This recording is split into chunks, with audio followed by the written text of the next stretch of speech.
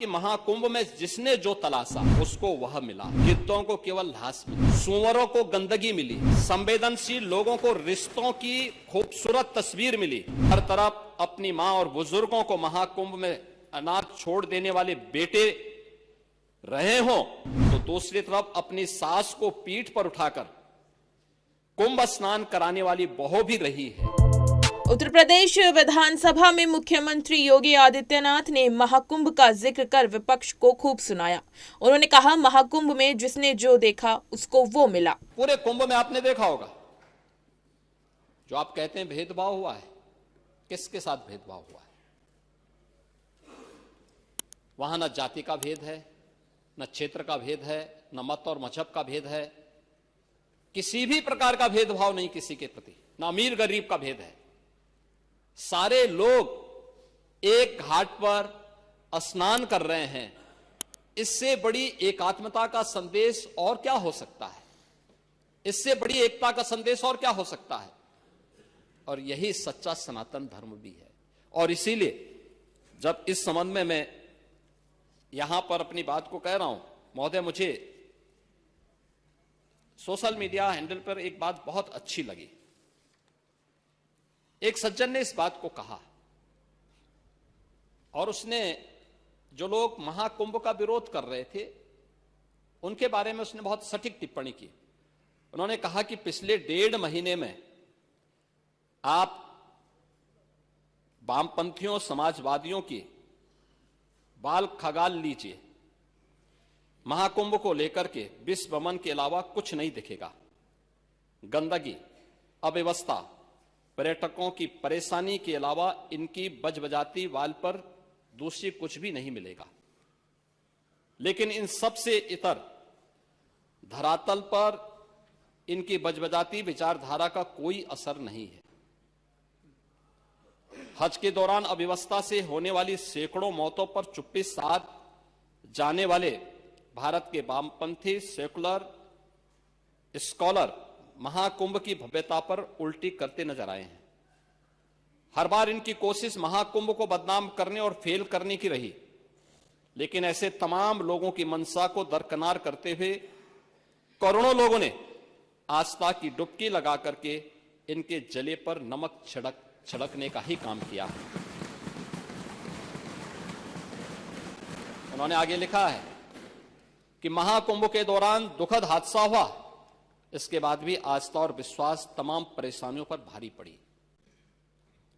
तीर्थयात्री समस्त परेशानियों और मुश्किलों का पहाड़ चढ़कर भी प्रयागराज महाकुंभ पहुंचे, वहां से स्नान कर खुशी खुशी वापस लौटे। रिश्तों के जटिल समीकरण का परिभाषा गढ़ता महाकुंभ अब समारोह की ओर है। लेकिन यहां से निकला संदेश हर सनातन के मन में अमिट छाप छोड़ गया है, जो वर्षों तक लोगों की बदकही और कहानियों में जीवंत रहेगा। हर तरफ अपनी मां और बुजुर्गों को महाकुंभ में अनाथ छोड़ देने वाले बेटे रहे हों, तो दूसरी तरफ अपनी सास को पीठ पर उठाकर कुंभ स्नान कराने वाली बहू भी रही है। लेकिन सनातन विरोधियों को नजर केवल गंदगी पर पड़ी। मैं अध्यक्ष महोदय वह चित्र लेके आया हूं। ये देखिए, एक बहू है, अपने सास को पीठ पर लाद करके जा रही है महाकुंभ स्नान करने के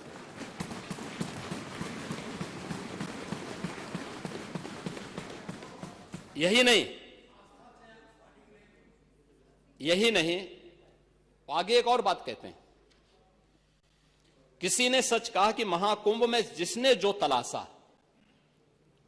उसको वह मिला। गिद्धों को केवल घास मिली, सूअरों को गंदगी मिली, संवेदनशील लोगों को रिश्तों की खूबसूरत तस्वीर मिली, आस्थावानों को पुण्य मिला, सज्जनों को सज्जनता मिली, गरीबों को रोजगार मिला, अमीरों को धंधा मिला, श्रद्धालुओं को साफ सुथरी व्यवस्था मिली, पर्यटकों को अव्यवस्था मिली, सद्भावना वाले लोगों को जाति रहित व्यवस्था मिली, भक्तों को भगवान मिले। मतलब सबने अपने स्वभाव और चरित्र के अनुसार चीजों को देखा है। एक ही घाट पर सभी जाति वर्ग के तीर्थयात्री स्नानार्थी बिना किसी भेदभाव के नहाते रहे। सनातन की सुंदरता आखिर समाजवादी और वामपंथियों को कैसे नजर आएगी, लेकिन इनके द्वारा लगातार किए जाने वाले प्रश्न इनकी नियत को ही संदेह के दायरे में खड़ी करती है। महोदय, ये टिप्पणी अचानक नहीं है। ये टिप्पणी भारत की टिप्पणी है और भारत की भावनाओं की टिप्पणी है। और जो स्वयं कुछ कर नहीं सकते थे, जिन लोगों ने अपने समय में इस पूरे आयोजन को अव्यवस्था और भ्रष्टाचार का शिकार बनाया था, आज वे महाकुंभ पर इस प्रकार की टिप्पणी करके भारत की भावनाओं के साथ ही खिलवाड़ करने का काम कर रहे हैं।